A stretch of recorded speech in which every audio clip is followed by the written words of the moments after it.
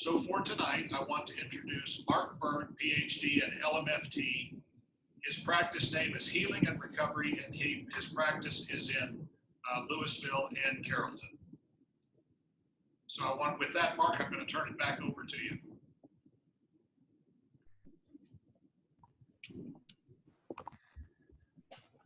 All right. Just a reminder, if your microphones aren't off, you might jump in during my presentation and people might be listening to you. So if you can make sure those are off. And Daniel also said, if you can turn your video off, that might help this stream better, just to repeat kind of what he had said.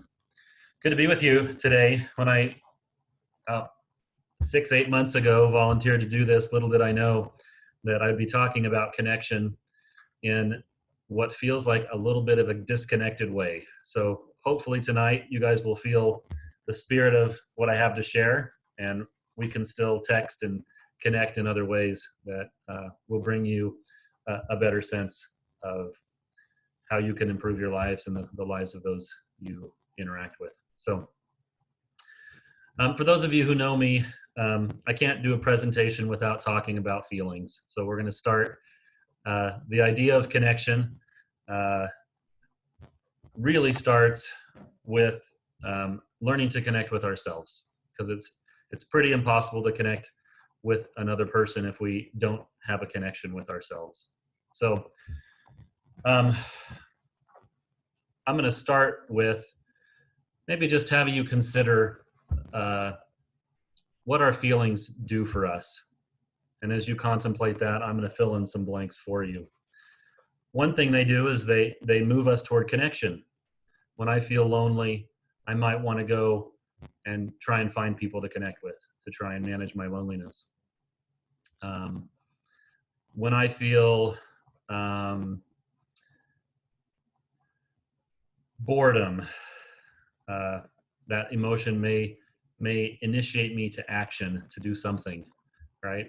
So emotions move us toward things. They also move us away from others. So fear might be an emotion that would cause me to pull away from another person.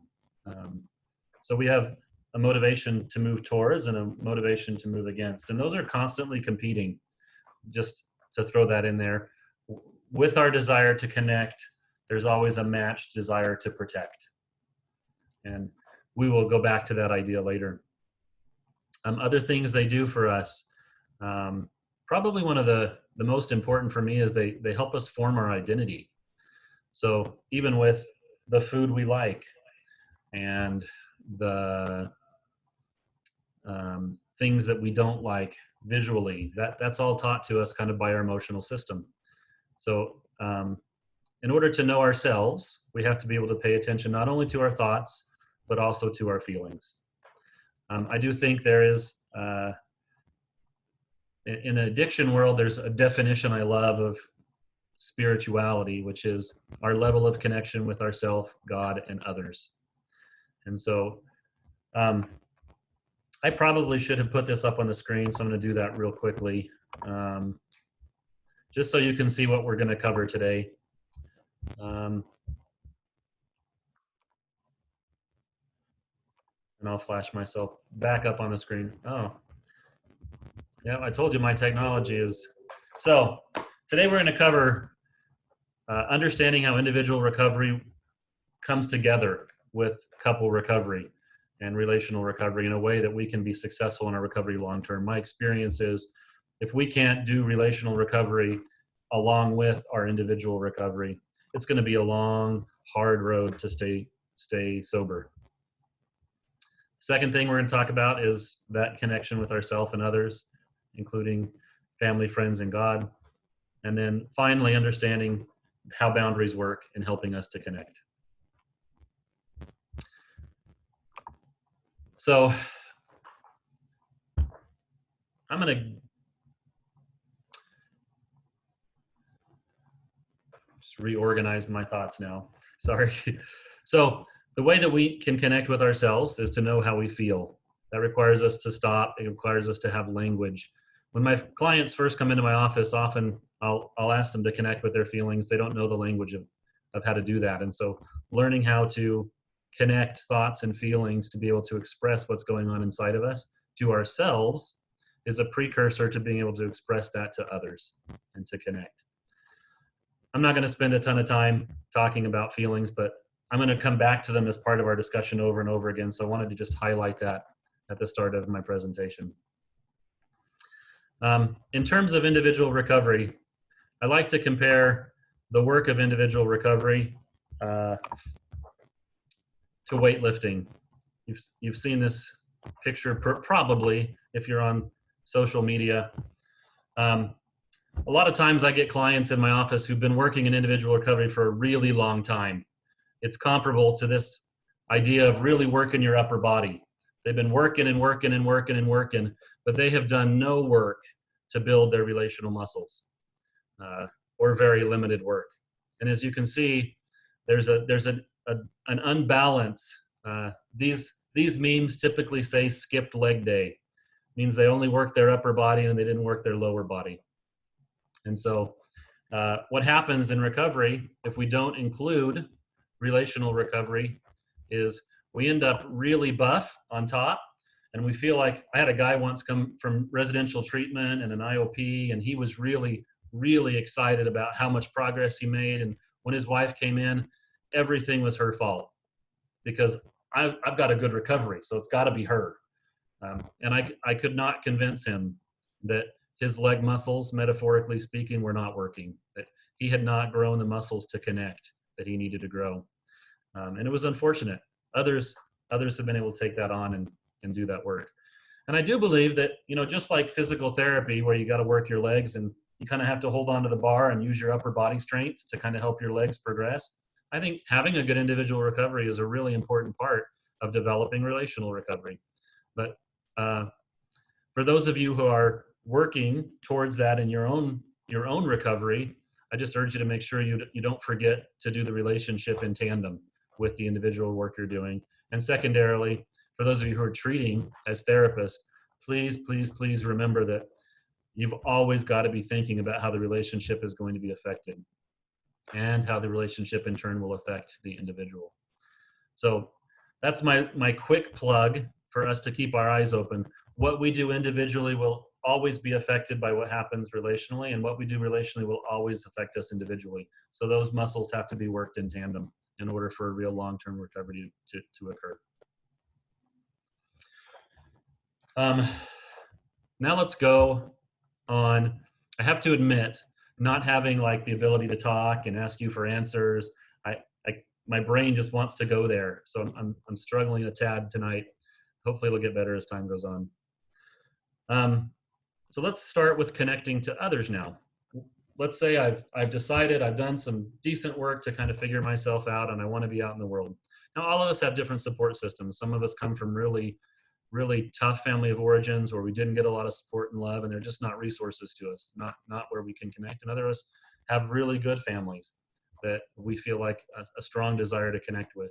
So wherever you're going to try and venture out, I generally tell people to venture out into connection with the easiest, least risky of these: family, friends, and God. So I have some clients who are very connected to God, but very disconnected from family or friends. So sometimes I'll start that learning to connect with God. And I have others who have a really horrible relationship with God, with lots of trauma from their religious upbringing and so forth. And that's the last thing they're going to touch on. So be careful as you try and connect that you start with the ones that have those relationships that might have the lowest risk. Obviously, if we are not connected at all, it takes a lot of work to rebuild a system that's going to be a good support system. So you're going to have to be patient with yourself and patient with others as you build that. In the addiction world, they use the Johari window. I always think the name's a little funny because it was created by somebody named Joe and somebody named Harry, but they put that together to say Johari. And it sounds a lot more Middle Eastern or like mystical than Joe and Harry's window. So Johari's window, it is often used. Let me go ahead and display it. So there's 4 areas of Johari's window. I'm going to start in the upper right-hand corner and move around. So the blind spot is that the things that others see that I do not. What's that? We need to see the image. You don't have the image up. Oh, shoot. Give me a second to see why that's happening. Hold on. It was working a moment ago, Mark. It's just this time it's not. Am I showing up or is the image? Okay, let's try one more time. Is it showing up now? Yeah, it is. Yes. Thanks, Mark. This technology thing, it's going to get me before the presentation's over with. So on the right-hand side, you're going to see the blind spot. That's what other people know that I don't. It's information that's not available to me. In the lower left-hand corner on the opposite side is the facade. It's represented by a shield because it allows me to shield myself from others. They don't get to know certain parts of me that I don't want to let them know. And so that's what I can see that they can't. The arena is what both of us see in the upper left-hand corner. It's available for you and I to both understand. And the unknown, which I sometimes connect to God, that is what neither of us see. However, if we look at the flow, the unknown can feed into the blind spot. The unknown can also feed into the facade, and it could also feed information into the arena. There's not arrows on this, but also you who have access to the blind spot that I can't see can feed information into the arena, which I can then see. And I, who have information you can't see in my facade, can see into the arena, put information in there so you can see it. So all the flow of information goes from the blind spot, unknown, and facade into the arena. Does that make sense? Everyone following that? So one of the important things we do typically in the addiction world is we talk about how the facade is not secrets. Secrets are those things we hold back because we're scared for others to know that. Normally, I would share that with you if you had a certain level of relationship with me, but I tend to hold that back from everybody, regardless of the relationship we have, out of fear. So it's important to distinguish in the addiction world that there's a developmental process of sharing. And so what I've done with the Johari's window is created this idea of how we gradually share. Now, embedded within this is the idea of boundaries. So we're already starting to talk a little bit about boundaries. I'm going to share the screen again. You're going to have to tell me if it doesn't work. Looks like it did. So there's 4 levels that I talk about as we try and form. The first level is acquaintance level. When I first meet someone, I'm not going to tell them my deepest, darkest secrets. So if you look, the yellow represents the arena, which is very small. The red represents the blind spot, which is larger. And the blue represents the facade, which is also larger. I don't really distinguish the size of the unconscious or the unknown because I don't really have a lot of control over that. Now, if I live in a good spiritual place, I might receive a little more information from that area. But for these purposes, it remains the same size just to connote that we're not addressing it directly. So what that means is I'm not going to feed information to you about myself, and I'm probably going to be really careful not to try and tell you something I see in you that you don't see about yourself. Someone I don't know well, I might not say, oh my gosh, you got a booger hanging out of your nose. That would probably be inappropriate at a level 1. Whereas if I had a close friend, I might warn them because we have that kind of a relationship. I was once in line at a public place and a lady behind me was talking about finding her husband in bed with another woman and a lot of detail about what happened. She did not know I was a therapist. She was talking to somebody else. And when she, about 5 minutes into standing in line, she said, "I've got to go." And she left. And I turned to the person she was talking with, and their eyes were as wide as saucers. And I said, "Did you know her?" And they said, "No, I didn't." What happens when we disclose too much, too fast in a relationship? It's essentially like an emotional vomit. And you walk up to someone and go, "Bleh!" And the only response you're going to get in those situations is they're going to like grab their shirt and go, "Ugh, this is a little awkward. I wish we'd known each other better," which is one of my favorite quotes from Tommy Boy, in case you don't know that movie. So it's really important that especially as I work with my clients, that I teach them to be very careful with their initial disclosures with people. And one of the metaphors we use for that is money. So if I go invest $1 in a new relationship and that dollar doesn't pay off, I'm not going to be too upset. I'm going to be okay. If I invest $5 in the relationship and don't get anything back, I'm going to be a little more worried. And if I invest $20 or $100 in that relationship and only get $1 back, I'm going to be really more upset about that. So as we begin to invest in a new relationship to try and build connection, it's really important that we kind of meter out how much we actually are going to put on the table until we see that the other person is willing to reciprocate in some form or fashion.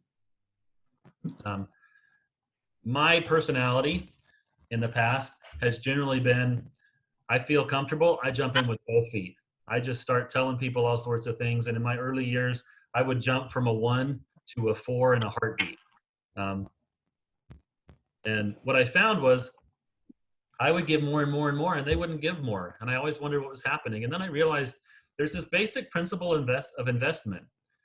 If I only have to give $10 or $1 to get $100,000, why would I give more than my $10? So these people weren't being mean to me by not giving me more money, metaphorically. They were just investing at the rate that they were willing to invest, and I was over investing. But in some ways I felt betrayed by that. So some of you and some of your clients will have the tendency to go overboard in the way that they share as soon as they feel a little bit connected.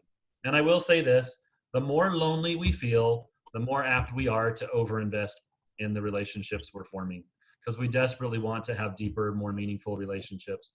And the only way to do that, one of my favorite sayings in addiction recovery is slow is fast. The only way we get somewhere fast is to move slow. And that's really important when it comes to making relationships. So now we're going to go to level 2. As we've shared, we see that this other person is willing to give back a little bit. We think maybe I could invest a little bit more, try and get to know this person at a little bit deeper level. And so I call this filter that allows us to cross from one level to the next, a trustworthiness filter. All of us are worthy of love, but not all of us are worthy of trust. We have to earn trust. And I think that's a really important distinguishing factor, because a lot of us feel like if we're not trusted, it means we're not loved, and they're not the same thing. So I call this casual friends. You'll notice the yellow box is a little bit bigger, which represents the arena. The red box and the blue box have shrunk a little bit because information has been shared in the arena. So we see a shift in how much is held back and how much is known by both at the level 2. Now, I tend to call level 2 shared activities. So when I moved here, who knows how many years ago, 14 years ago, I was working really hard at the treatment center I was working at. And after about 6 months of just working really hard and finding my place, I woke up and realized I was awfully lonely. And I thought, I got to get back to the principles I know. And so I found out that some of the guys at the church I went to, that they played basketball. And you can't see how tall I am. I'm 6'4". But I was 5'4" till the end of 10th grade. And so I'm not a basketball star. I enjoy playing for exercise and relating to people, but I just knew that was a place where I could have a shared activity to start with. Let me say something about church. I am a faithful and religious man, and I struggle sometimes when people hear me talk about religion because I don't always talk very highly of it. Religion can be a very shaming place, and so it's important as we pursue our spirituality that we very carefully monitor the shame that gets thrown on us from all sources. But religion can be a place where there's lots of shame. One of the dilemmas with that is I found in religious congregations it's very difficult to get to know people. We tend to do this thing called parallel play. Parallel play is something that like 2-year-olds do. When we have a play date with our 2-year-old children, which I don't have anymore, we set them side by side and they play with their toys and they don't interact unless somebody steals somebody else's toy. That's parallel play, right? And so oftentimes that's what happens at church. We don't really interact. We might say a hello, but we don't really get to know people in any form or fashion.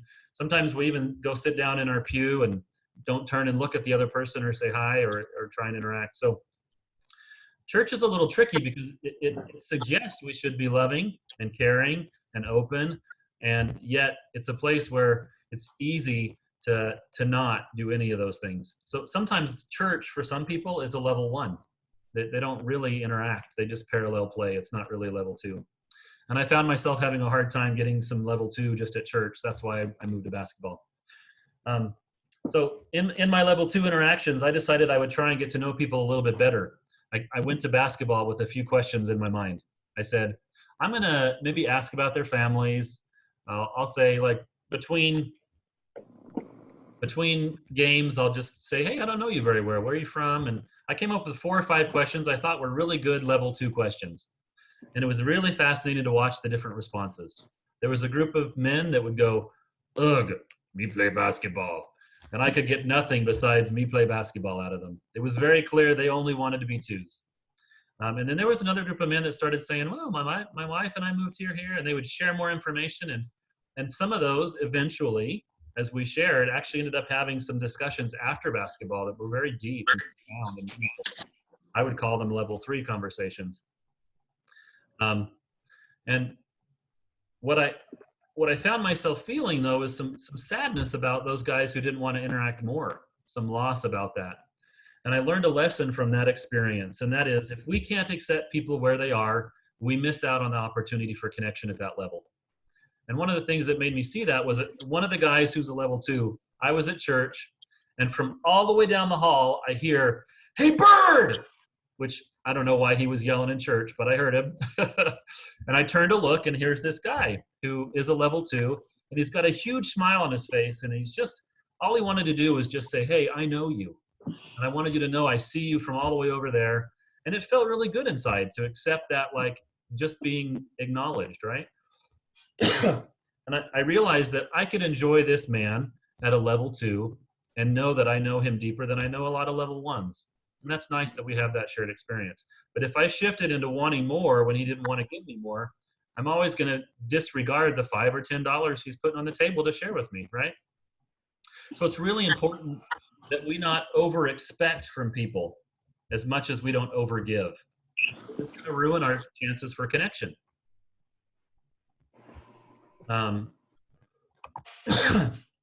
So moving along, as we develop an ability to connect more, then we move to level 3.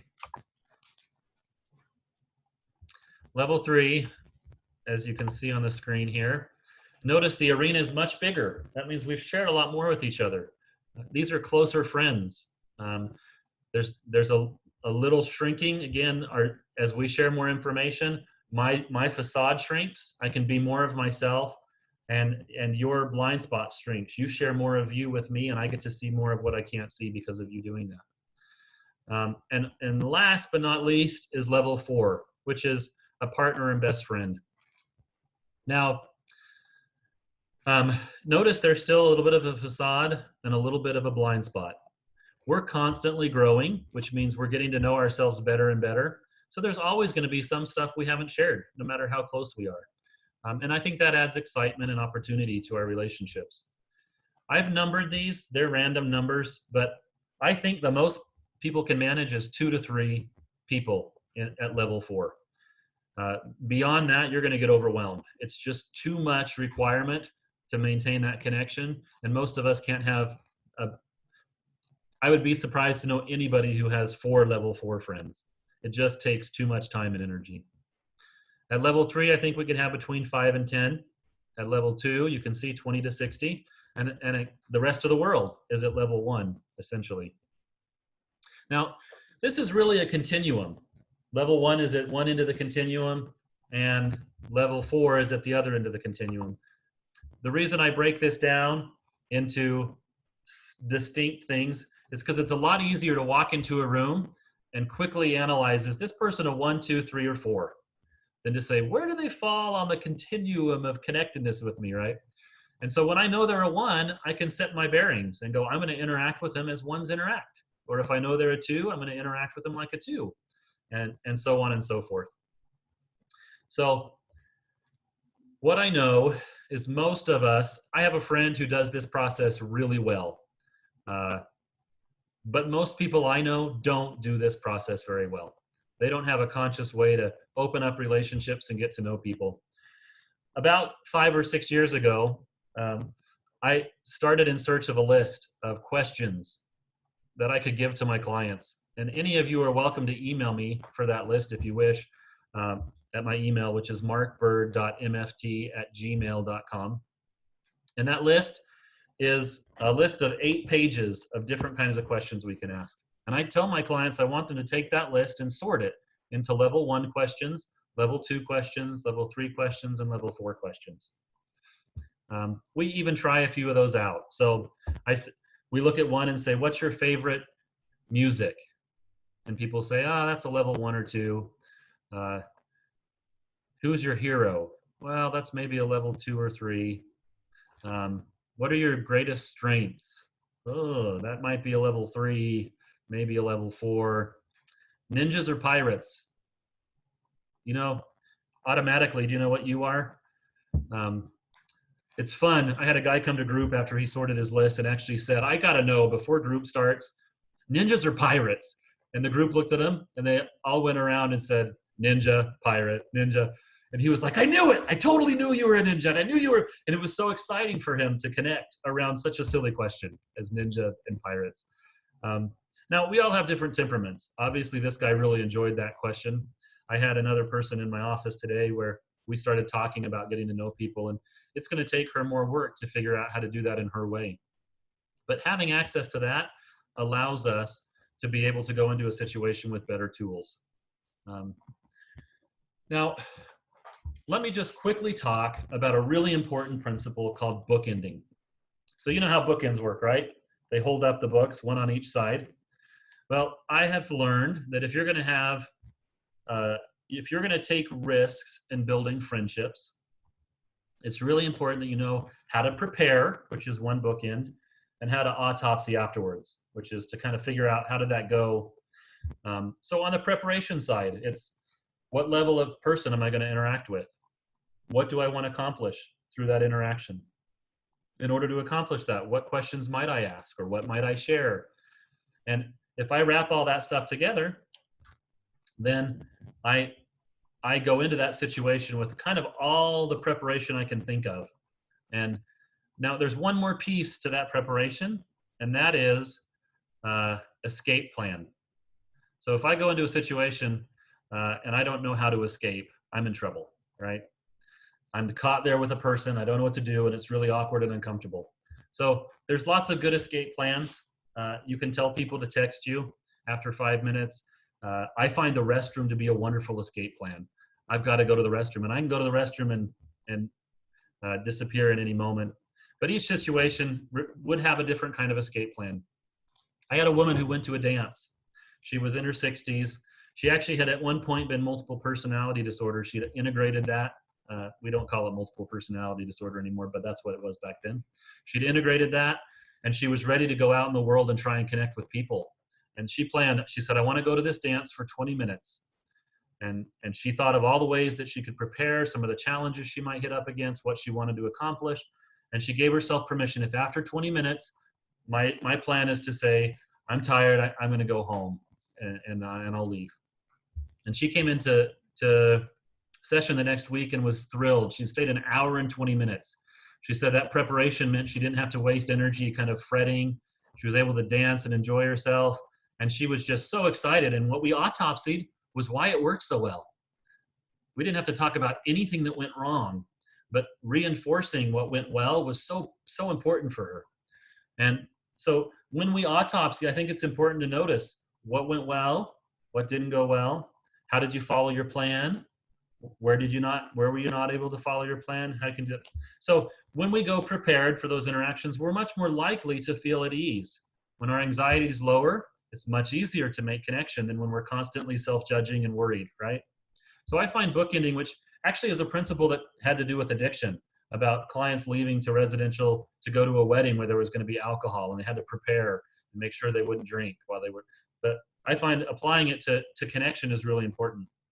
And I'll just give you a little level one example. When I'm at church, I listen to people. I have a filter that just says, I hear what they say and I think, oh, they seem like nice people. And as I feel like I'm more connected to them, I'll make sure when I go to Sunday school that I sit down right next to that person. And I'll say, hey, my name's Mark. I don't know you very well. And then I say, tell me about yourself. And that question always cracks me up because what you get is a freeze response. And almost always it's followed with, what do you want to know? Which that's not my intent, but I don't want to be intrusive. So if I just say, tell me about yourself, that's a very open question, right? So this is my plan. You don't have to follow my plan for connecting with people, but then I'll ask questions and they'll tell me. And usually I have about 5 questions, one of which is always, what do you do for fun? Because I'm thinking about level 2, right? Level 2 is, what might I share in common with these people, right? So if they like to play board games or interested in some kind of sporting thing or like music or just they share things in common with my interest, I'm much more likely to be able to share time with them and be able to connect with them. Now, I have done that and I've had people go, ugh, and not answer a single question hardly. And it looked like they were giving birth. And I'd clearly chosen, perhaps poorly, a risk to talk with them. And whenever that fails, my escape strategy was to say, it's really nice to meet you. Look forward to seeing you around. And I got to run to the restroom before class starts. And so I would get up and go to the restroom, bring my books with me or my phone with me. And most of the time, I actually kept my promise. I always go touch the bathroom door, whether I actually have to go in or do anything like that. And then I'd make sure I came back and sat someplace different because I was not going to sit for an hour in Sunday school with somebody who I could not connect with, right? And if they did connect, I'd stay there and we'd listen to the lesson and make comments to each other and get to know each other a little bit differently. That's the example of the use of a level 1 bookend. And there are other ways to do that. If I'm going to a game night with some people, I'm going to go with 5 or 6 questions that might help spur some conversations that would deepen it beyond just a hey, hello, right?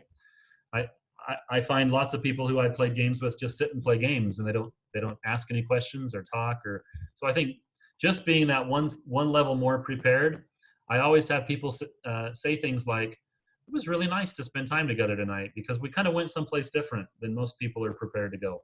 And it's not deep or super meaningful. It's just, hey, I'm wanting to get to see you, which brings me to the word intimacy, which I'm sure you're all familiar with. But intimacy, I love this little acronym, which is stupid, but it's into me see. And if I want to go connect with you, I need to be in a place where I can invite you to let me see into you in safe ways, and I'm willing to share. I never ask a question I'm not willing to answer. In fact, often when I ask a question, I will answer even if people don't ask me, as a way of saying, I'm willing to share as much as you. So if they say, oh, I have a husband or wife and this many kids, I go, oh yeah, this is my family, and I share with them because I want them to know that I'm an equal giver, right? I want them to have that feel at least. Anyway, so that's connecting with others. This is useful with family. I live about 45 minutes from all my family. I have 8 siblings. And at one point I was driving 45 minutes each way, plus prepping my 6 kids who were all under the age of 10. So we have a half-hour prep and a half-hour unload and 45 minutes each way. And we were going, eating, and everyone would scatter because they live closer than we do to them. And my wife and I had several conversations of, is this really worth it? It's not very connecting. And so what did I do? I thought about all my siblings. I put together questions and I went. And sometimes I had really great conversations. Sometimes I went through those 5 questions so fast that I just said, well, good talking, and went and tried to find somebody else to talk with. But I used those same tools of bookending, and it was amazing how that shifted my sense of connection with my family. It went from like all sorts of effort with no payoff to just that little bit of preparation and lots of sense of, hey, I'm getting to see what's going on in my brother's life. That's really nice to hear. I didn't know my sister was, so I got to know at a deeper level some things that were going on, and a not so deep level, just fun things that I wouldn't have heard about otherwise. All right. So probably the most important piece in my mind of connection is really about how we deepen connections to level 3 and 4. And usually that, I'm just going to go right into that with this next slide. So part of our work is to recognize what type of temperament we tend to have. And it's tricky because we're contextual. At work, I may be very passive because I'm scared my boss is going to get mad at me. At home, I might be more aggressive because I get tired of my kids being grumpy and not nice to me because they're, again, this is a continuum, as you can see. Passive is the type of person who's typically quiet. They have their shields up. It takes a lot to get in. They tend to be people pleasers, doormats. And this is the extreme version of a passive person. And then on the far other end is the aggressive person. They have the sword. The best defense is a good offense. I'm going to hack at people to make sure I stay safe, right? And when I ask people, looking at these two different types of passive and aggressive, when I ask people which one's more loving, the answer I almost always get, unless people put some real thought into it, is passive. Because passive people don't look threatening. And we tend to equate love and non-threatening instead of, but the reality is neither passive nor aggressive is loving. Both of them are shielded, one by a sword and one by a shield. And so what has to happen in order for us to truly connect is we have to be willing to take some risk. And that risk is, well, the first tools, as you'll notice on the assertive slide, the first tools I need to be able to take a good risk is to be able to be aware of and recognize my own feelings. If I don't know what's going on inside of me, my risk is going to be tough, right? And then based on my feelings, I'm going to take what I call calculated risks, or another phrase I sometimes use is protected vulnerability. I'm going to open up just this much, and I'm going to try and see if you're willing to connect. And if you react in a way that's aggressive or painful to me, I'm going to snap right closed and protect myself, right? So our long-term goal is to develop those skills that allow us to know how to connect in an assertive way. That means we're more in tune with our feelings, which I told you is really important.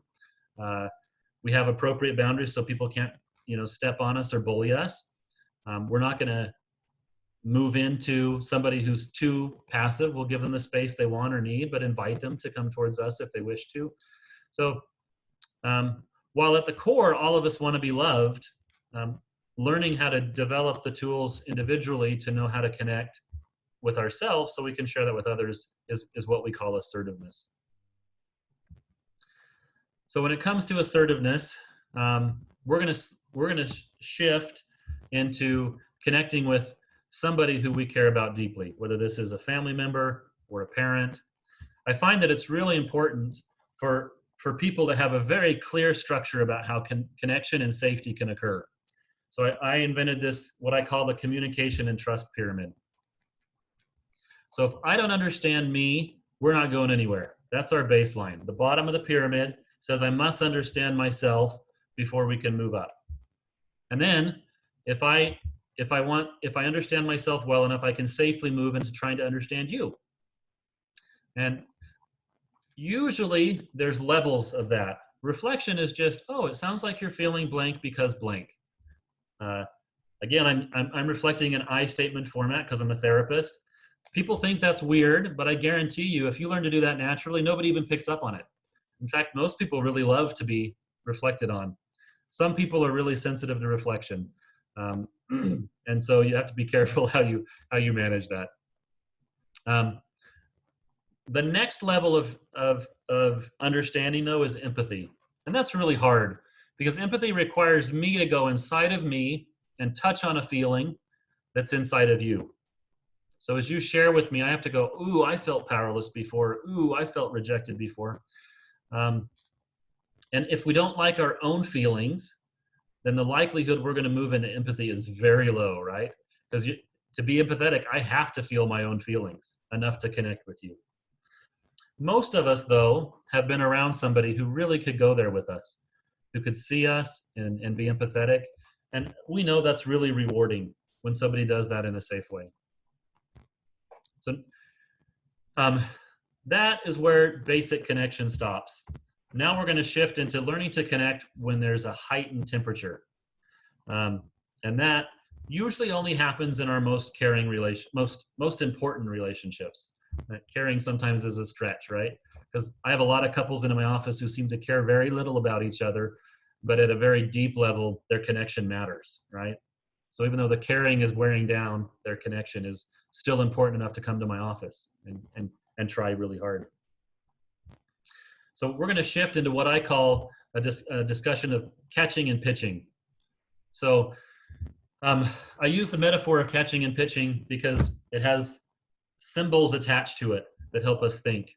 So when a pitcher goes out on the mound, they have two pieces of equipment. And if you're not familiar with baseball, one is the baseball itself and the one is a glove, right? They have two things when they go out on the mound. Now, I compare understanding yourself to getting that baseball wrapped well. You're not gonna, I don't know if you've seen inside a baseball, Google it. It's really ugly. It's just a bunch of mess inside that baseball. And if it's not wrapped well, it's not gonna make it where you want it to make it. So it's our job to wrap that ball really well so it has a chance of going where we want it to go and being received by the other person.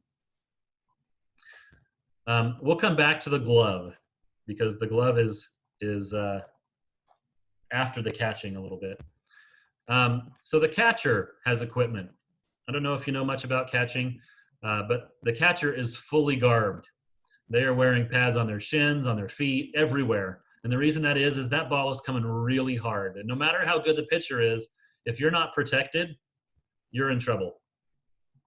So,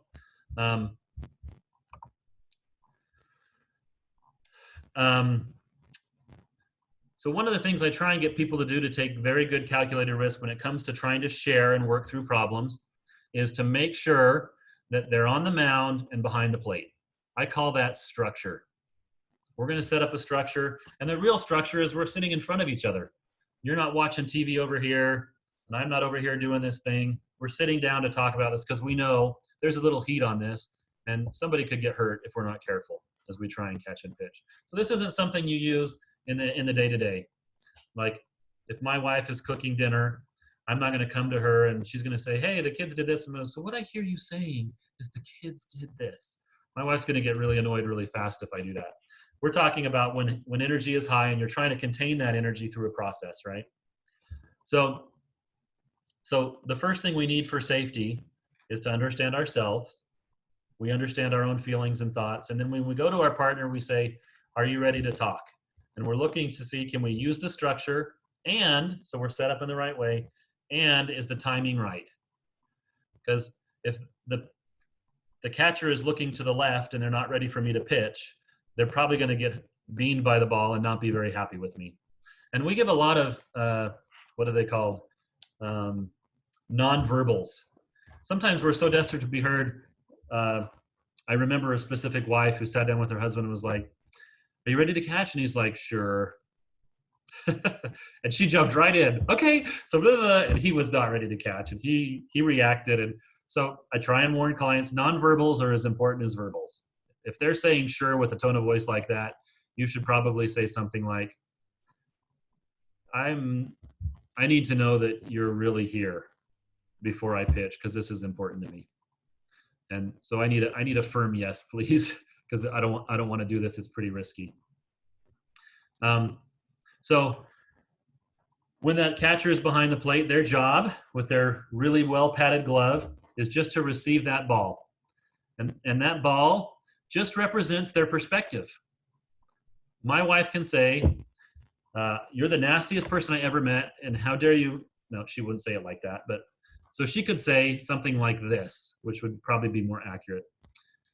When you did this, I made up in my head that you were trying to hurt me by doing this, and then you did this other thing, and that hurt me. And I'm thinking in my head, wow, she really thinks I'm a bad person, right?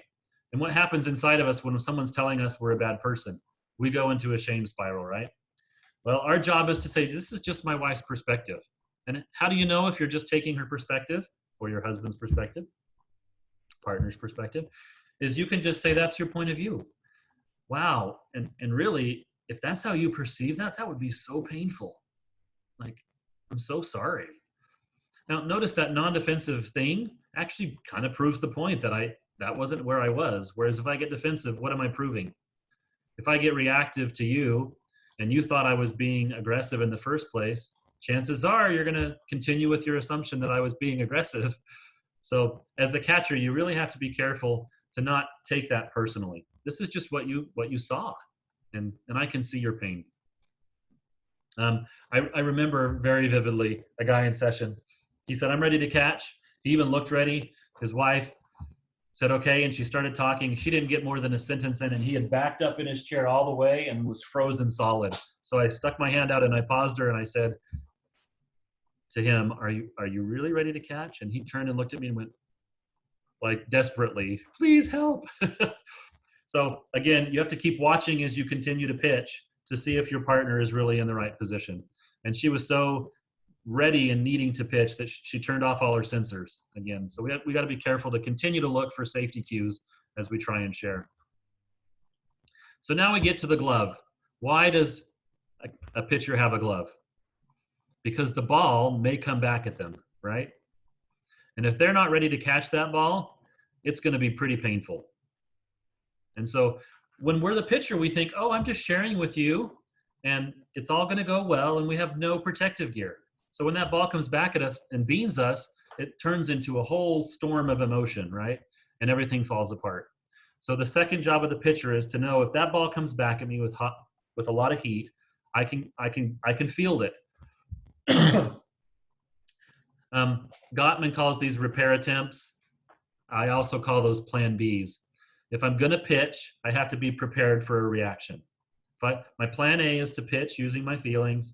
My plan B is how do I protect myself? So I might say, wow, I was trying to share my feelings, but it seems like it might not be a good time. Are you in a place where we can kind of go back to trying to share, or do we need to stop, right? So that's a repair attempt. I notice we're getting off course. We're supposed to be sharing and listening. Can we get back to that, or should we pause? So I'm trying to repair that. For a passive person, instead of pursuing, which is a very common pattern, right? Pursue, withdraw. Instead of pursuing, the pitcher needs to say something more like, I kind of sense that you're going away and you may need to. Are you in a place where you can come back and we can continue, or should we take a break? Just knowing if that reaction comes, I'm prepared for it, means I don't come off my hinges. And so the 100% of a pitcher is, I figured out my feelings. I've set up so there's structure. I think 85% of the work is figuring yourself out. 10% is setting up the structure and the timing so it's the right thing. And the last 5% is crucial, even though it's 5%, is knowing if you don't react well, I know how to take care of myself. And plan C is always timeout. Don't try and keep pitching. If you've tried to plan B, you just need to step away. So that's the idea of catching and pitching. So as we look at the pyramid, we get to this place of understanding the self. Now I'm going to try and pitch with you, and you're going to try and hear me, and then we'll reverse roles once I'm completely done. And there's some good language for those of you who want it that I think is really helpful. When you're the catcher, the first thing to say as the pitcher is, okay, I'm ready to pitch. Are you ready to catch? They say, yes, I'm ready to catch. And so you pitch. Then you should never listen to more than about 3 to 5 sentences, probably without pausing. My plate gets full after about 4 emotions. So being able to say something like, okay, can I reflect back what I've heard so far? And then you say, so what I heard is this and this. Is that right? Is there anything else? That way you hand that ball back to the pitcher, and the pitcher can throw again, and you say, is that right? Is there anything else? And you just repeat that process as the catcher until the person says, nope, there's nothing else. So those are some basic tools to start the process and stay in that process. You ready to catch? Reflect. Is that right? Is there anything else? Those may seem basic to you, but they're invaluable, in my opinion, to have. So once you've switched roles, the same thing happens. You notice that, okay, I'm going to go ahead and pitch. Are you ready to catch? Yes. Okay. And you do the same process. When everything gets on the table, because once we've heard each other perfectly, I didn't mean the word perfectly, but we have at least a lot of the puzzle pieces out there because we've listened well. Now we're going to look at the next step, which is to discuss solutions. So as we think about discussing solutions, one of the things we use is the same methodology, catching and pitching. Somebody goes, I have some ideas. Are you willing to catch those? And they go, yeah. And I have 3 options as the catcher. I can say, oh, that's a great idea. That happens about 5% of the time that couples are catching and pitching. It's pretty rare. The second thing is, I could see how that could work. And again, these are boundaries. I have a few concerns. If we could address those concerns, I think that could be a good plan. And then you talk about those concerns and work through them until you have a solution you both agree to. The other option is, thanks for sharing those with me. Can I offer a few of my solutions? In the end, if you get those solutions out there and none of them are very good, that's a good place for a therapist to be involved. Now, an important thing that I haven't said yet about this whole process is, if you're trying to work at a level up, what always happens is we go back to when there's a problem, is we go back to the previous level, and if necessary, down to the bottom. So if we're trying to discuss solutions and things get a little hot, we go back to, okay, I'm having some feelings. Let's catch and pitch around those feelings. And then when we resolve that, we go back up. So the pyramid is not a linear process. Sometimes we get to solutions and we end up back taking a time out and figuring out our feelings and coming back and doing some more catching and pitching of feelings before we go to discuss solutions. Lastly is this idea of apply and revise. So a lot of couples, I don't know if you guys know what feelers and thinkers are, but I'll give you my definition. A feeler is somebody who kind of, they're by their makeup are kind of forced to listen to the data that's down here, more of the heart data. When you ask a feeler a question about what's going on for them, they typically answer, it takes them a while to make sense of what's really happening inside of them. My wife, I don't know why I couldn't translate this, but for like years, my wife is, what do you think about this thing that's going to happen with our family? And I'd say, I don't know. And she's like, so one day we were driving home and she said, come on, you know, you're bright. Why won't you answer me? And I said, oh, because really what I'm answering is what I feel, and it's going to take me a while to figure that out. So once I figure out what I'm feeling about that, I can tell you what I think. And it was interesting. As soon as I actually verbalized that to my wife, she got less frustrated with me not answering her questions about stuff like that. And I got better at saying to her, oh, I got to feel my way through that, and it's going to take me a little time, right? Thinkers, on the other hand, they can assimilate an answer and a perspective up here super quickly. What they're not aware of is that answer, that way of thinking, is heavily influenced by their feelings. They just aren't connected to them. So my metaphor for that is they're wearing goggles. So a thinker can have pink goggles on, obviously influenced by their feelings, and they can argue very well that the sky is pink. And as a feeler, I'm going to look up at that. I'm going to go, it doesn't look pink to me. But eventually, a lot of feelers just go, okay, the sky's pink, I guess, because they can't really argue very well without developing better skills. So now I got to go back to, oh, that's why I brought this up. One of the dilemmas with feelers is often in conversations about solutions, they're thinking cognitively about the solution, and it all makes sense in their head, and their partner usually has proposed, which typically feelers marry thinkers. The partner has proposed a solution that looks pretty good. And so they go along with it only to find that a day or two later, the feelings come up and they don't really agree with that. My dad would get really frustrated that my mom would agree to all sorts of stuff and then she'd just go do her own thing a couple days later. My mom was a feeler and my dad was a thinker. So for that reason, I found that the last piece of that pyramid, the apply and revise, is really important to visit. So our current plan is this. We're going to do this for the coming week. And at the end of the week, we'll come back and revisit how that worked for us. And if we need to revisit it sooner, one of us can bring that up and we can have a discussion. What that does is prevent the thinker who just did all this heavy emotional work to try and find a solution from getting really frustrated really fast and just going back to ground zero again. So all of those steps are really important. And it's really fascinating.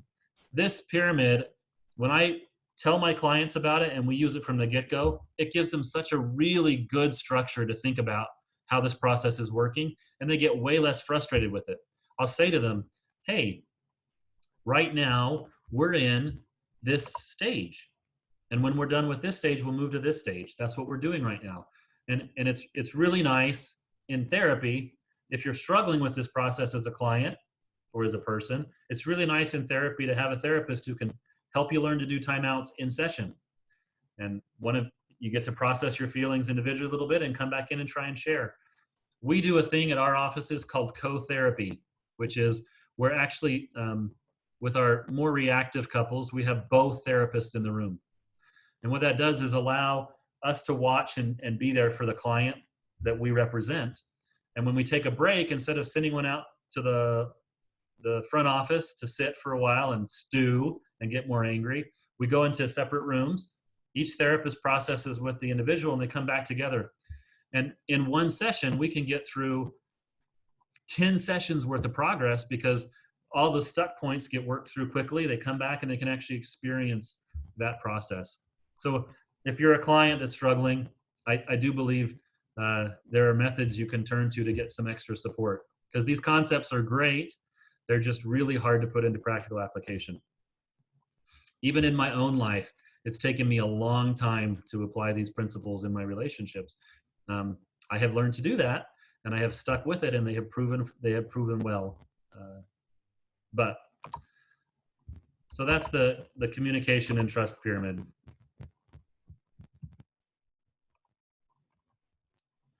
Whoops. So now boundaries. I put this image. I've been doing, am I visible? Give me a head shake if if I'm visible still. Okay, good. Thank you. I thought I'd frozen.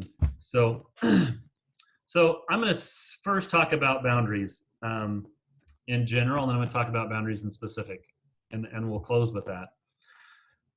So boundaries represent and can only be formed when I have an identity. When I know who I am, I know where I begin and you end. And if I know where that is, I can say where things need to stop, right? That's really hard when we grow up in an enmeshed family, because we don't get to have our own feelings, our own thoughts, or our own desires. We get to do exactly what the family tells us to do. Boundaries suggest that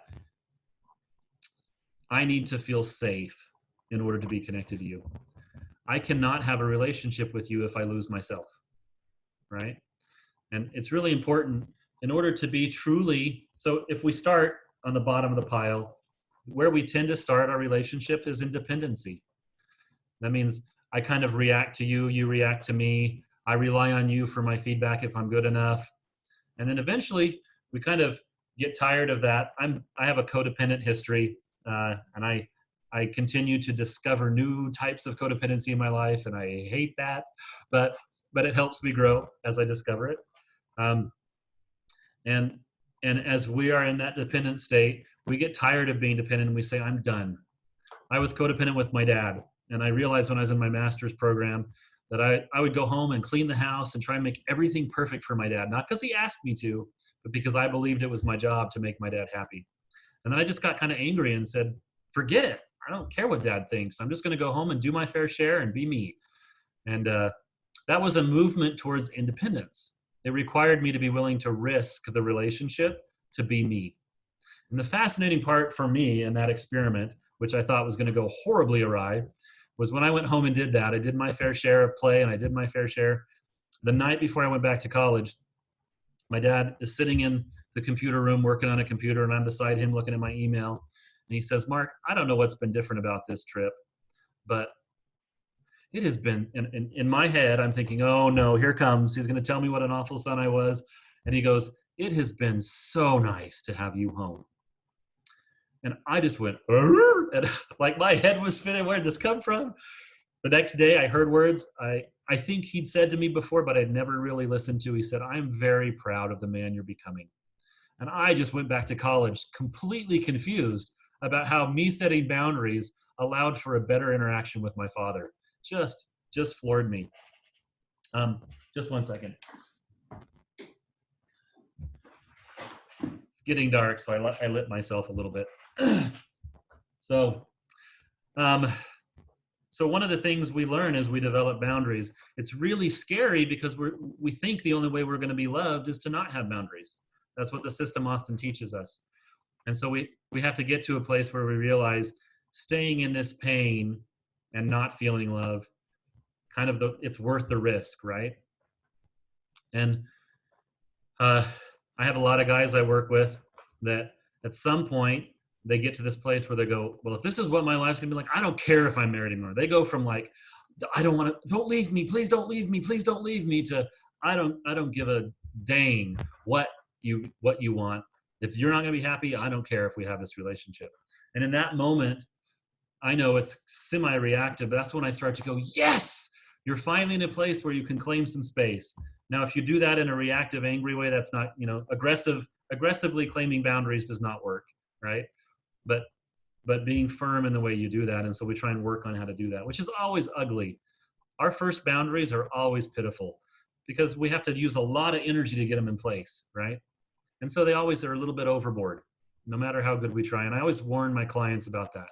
Be gentle with yourself. As you try and learn how to take care of yourself and honor yourself, you're probably going to do things that are going to hurt others unintentionally as you set boundaries.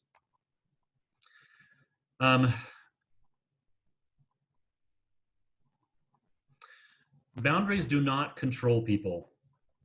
Boundaries merely say, if you do these things, this is how I will take care of myself.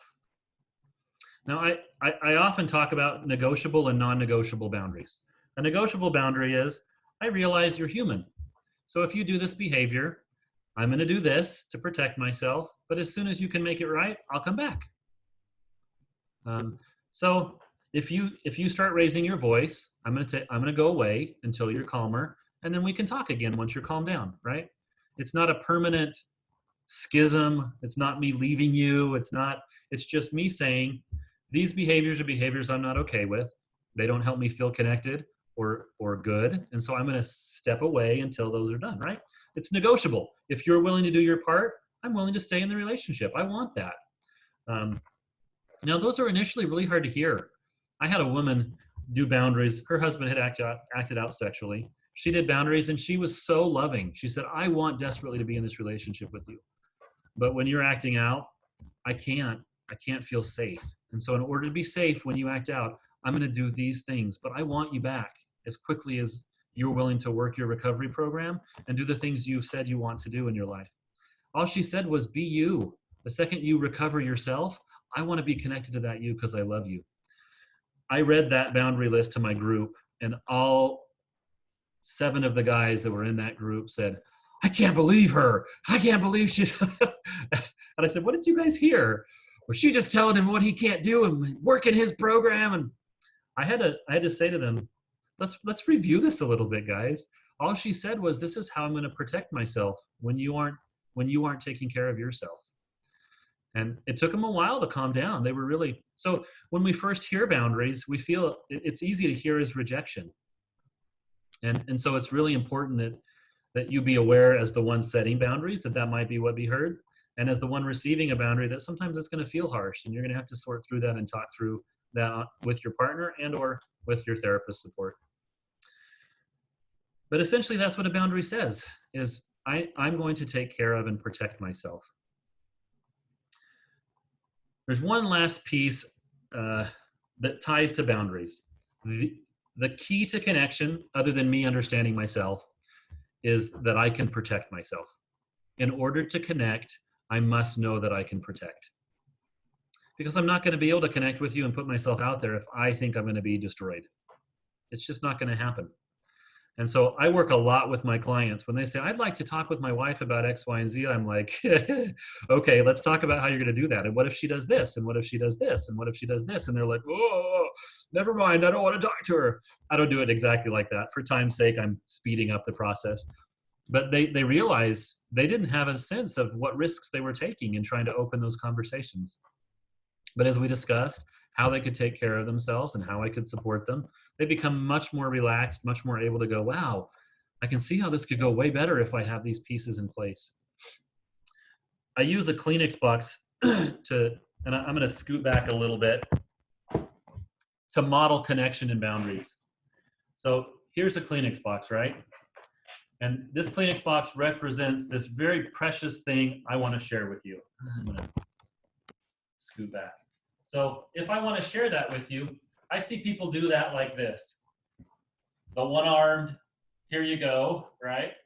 There's the other, which is I'm just going to toss that and hope you catch it. And there's the all and wonderful, which is I'm going to, I'll tell you what for, right? So there's different ways to deliver that Kleenex box in an attempt to feel seen and heard. I found the ideal way is to put both hands on that box and extend it, right? Now, I ask my clients to tell me what the ideal Kleenex box exchange looks like, and I get lots of different answers. And I suppose there's not a right answer, but there's righter answers.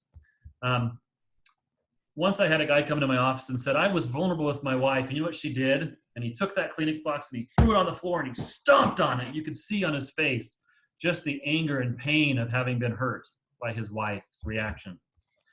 And so I had him hand me the Kleenex box, and I said, okay, I'm going to hold this like I've been talking about, and I'm going to show you. And so I held it out, and I said, I'm going to scoot back a little bit. I said, okay, I'm going to give this to you, and you try and do to me what your wife did to you. And as he tried to grab it, I went, and I pulled it back, right? And he tried to grab it and do it again, and I pulled it back. I said, notice, me putting that out there doesn't mean you can destroy this precious thing that's mine. My boundary is I know how to pull back and protect myself. The ultimate goal of connection is that I'll hold it with two hands and you'll hold it two hands, in my opinion. And we both look at that and I don't let go of me once I've shared it with you, right? I'm still me and I'm still holding on to this thing that's precious in me. And you and I get to share that moment of holding on to that really important, cool thing that I was just able to put out there for you. So for those of you who struggle to connect, which let's be honest, it's all of us because we all struggle in our connections at different times.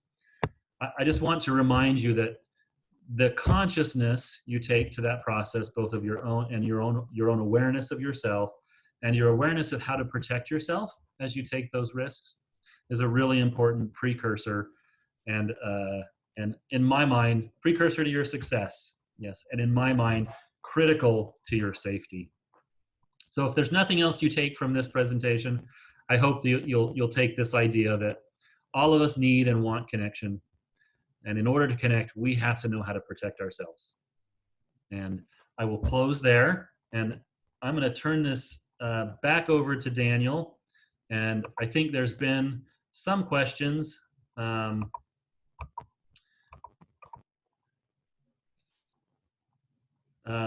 Let's see. I guess we can look at the chat. Just give me 1 second.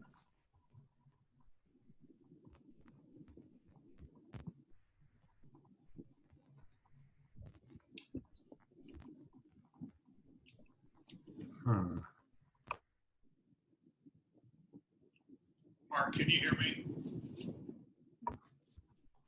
Turn the host back over. Mark, can you hear me? I So can hear you, Daniel. I can give you a question that came up. One of them was when I set boundaries, my family calls me manipulative. In particular, my mom says these boundaries are supposed to be closer with her children, that they don't really apply to her. Well, one of the problems with boundaries can be manipulative. So let's own that if they are. But one of the problems is when we try and set boundaries, we're trying to have a sense of control over our own selves. And depending on the home you grow up in, if it's really enmeshed, trying to control yourself feels manipulative to your mom. And so you have to ask yourself, in setting a boundary, am I telling my mom what she has to do? Or am I letting her know that I'm not okay with these behaviors and this is how I'll take care of me? If my boundary says how I'll take care of myself because of the way she behaves, I'm not manipulating her. I'm choosing to act in certain ways to protect myself. So I think that's the way that you can do that. Now, can you have that argument with your mom? I don't I don't know if she'll be willing to hear that. It might take a couple attempts, maybe several attempts. But so whenever somebody kind of accuses me of doing something, I always go back and ask myself those questions. Was it about controlling myself? Or was I trying to get my mom or dad or my wife or my whatever to do something? And I think that's my answer.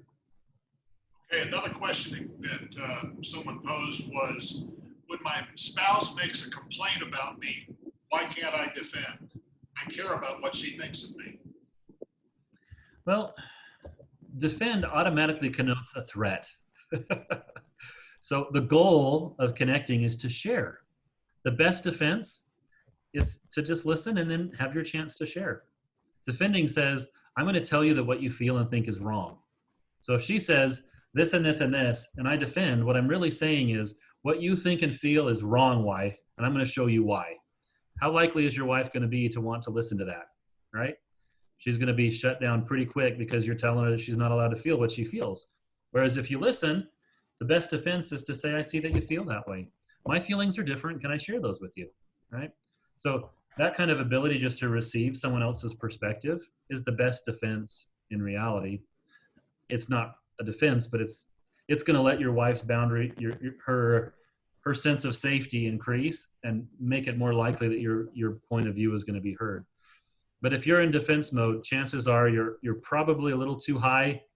You're probably overwhelmed and defensive, and it's no longer about connecting. So I tell my clients, the second you sense defensiveness is a great time to say, give me a minute. I need to sort through some feelings before we continue our conversation, and then come back. So the goal again is to share of yourself, not to defend yourself.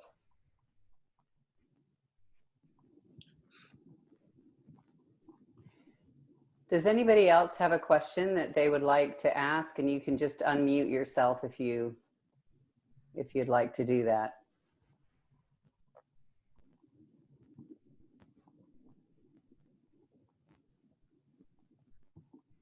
I have a question thought, Mark. I really appreciate your graphics. I think they're so helpful. A premise that you have is an understanding of self and knowing self. Uh-huh. And often when I'm in a heated, high temperature conversation, as you called it, I sometimes lose awareness of self. And I know my clients do that too. Do you have any suggestions for catching ourselves when we're not really tuned into ourselves? I do, and I call those triggers. In those moments I start to lose myself, we all go into kind of a survival mode, and all we're going to do is a survival response, which is pretty much automatic. So when my addicted clients are triggered, I have them do a fire drill, and they work through, how am I going to stop, drop, and roll? Because what I naturally want to do is this. And so with fire, what I naturally want to do is run, right? But that just catches me more on fire. In relationships, what I want to naturally do is defend or whatever the other things are, and all they're going to do is catch me on fire more and catch my partner on fire more, right? So I don't know how many of you have seen The Princess Bride, but there's a point in the movie or the book where they cross through this place called Fire Swamp. It's inhabited by these rodents of unusual size, and it has fire that will just randomly appear out of nowhere.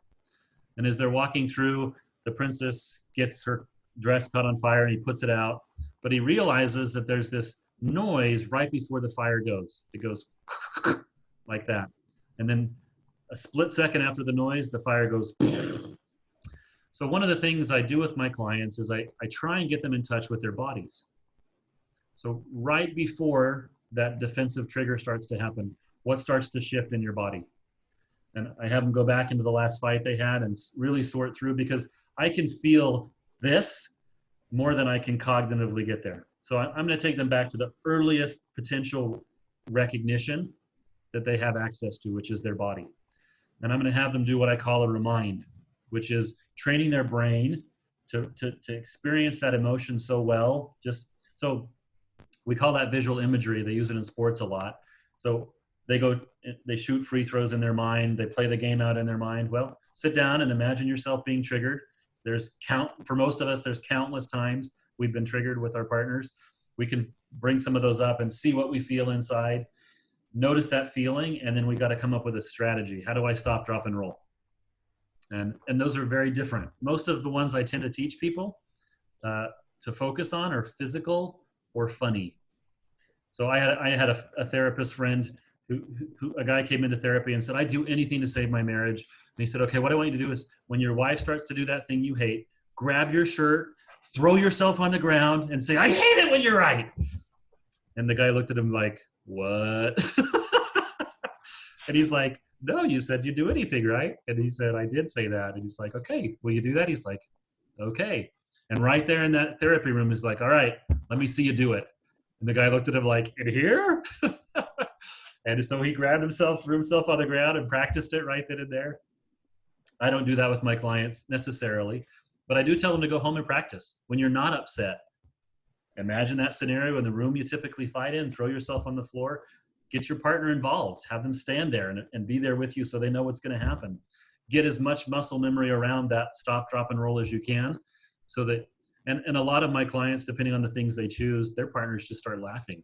Like, what are you doing? Like, but it stops that automatic process fairly quickly and gets them out. So when it comes to triggers, the only capable process we have has to be a pre-programmed automatic process, just like they programmed in us as kids with when we catch fire.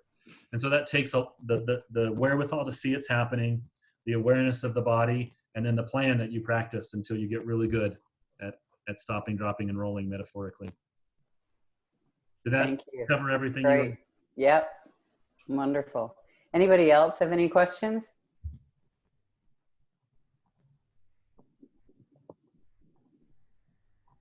Can you hear me, Mark? I can. Okay. I made a note about something you said that I really appreciated, and try to open this back up again. And I know I've heard this before, but it just really hit me this time. In order to have a relationship with others, I cannot do it if I lose myself. I'm sure I've read that or whatever else, but the whole idea about boundaries, I never really thought about the idea about losing myself and how I set the boundaries. And I appreciate the very effective way you said boundaries do not control other people. They simply say, when you do this, then this is how I will protect myself. I've caught myself telling them, if you do this, and it's not about if you do this, it's when you do this, this is how I will protect myself. And I like that much better. And I appreciate you making that differentiation. Good. Thanks, Gary.